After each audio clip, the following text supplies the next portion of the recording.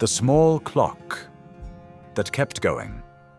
A simple fable about steady growth. In a small town, there was an old clock shop. The shop was quiet. Not many people came anymore. Inside the shop, there were many clocks. Big clocks, small clocks, new clocks, old clocks. Among them, there was one very small clock on the lowest shelf. It was not shiny, it did not make loud sounds. Tick-tock, tick-tock. The other clocks laughed at it. "You are too small," said a big wall clock. "You will never be important." "You are too slow," said a modern digital clock. "You are not useful." The small clock said nothing. It only kept going. Every second, every minute, tick-tock. One day the clockmaker became sick. He could not come to the shop. Days passed. Dust covered the shelves. The shop grew quiet. Then, one night, a strong storm came. The power went out. The digital clocks stopped. Their screens went black. The big clocks stopped too.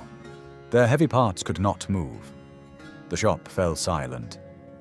But the small clock kept going. Tick-tock. In the dark shop, its sound was soft but clear. A woman walked past the shop and stopped. She heard the sound.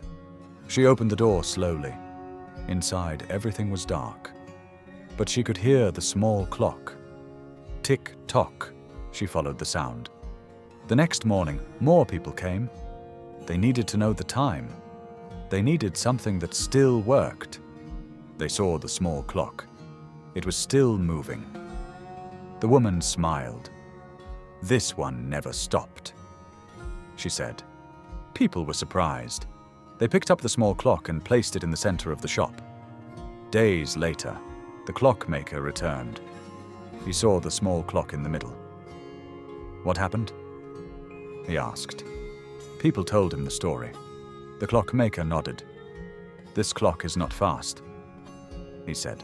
"It is not big, but it is steady." He cleaned it carefully.